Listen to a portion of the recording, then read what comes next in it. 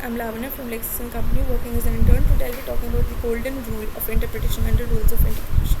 It is known as golden rule because it solves all the problems of interpretation. The rule says to start with we shall go by the literal rule initially. However, if the interpretation given through the literal rule leads to some or any kind of ambiguity, injustice, inconvenience, hardship, inequity, then in all such events the literal meaning shall be discarded and the interpretation shall be done in a manner that fulfills the purpose of the legislation. The literal rule follows the concept of interpreting the natural meaning of the words used in the statute.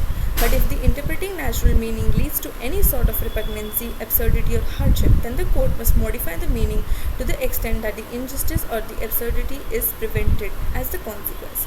This rule suggests that the consequences and effects of interpretation deserve a lot more importance because they are the clues of the true meaning of the words. The presumption here is that legislature does not intend to certain objects. Now there is this analysis to this golden rule. Wherever there is a shadow of skepticism casted on the grammatical construction of any other law, then in such circumstances this rule is applicable.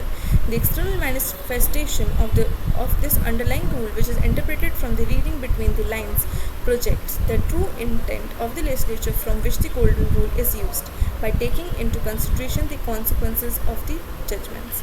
For a landmark case is Warburton's case. In this case, the court observed that in the very first instance of application of law, the grammatical sense of the words of the law must be paid heed to. But if there is an involvement of inconsistency or against the declared purpose of the statute, then in such circumstance the grammatical sense of the law must be modified or interpreted so far that the injustice does not prevail.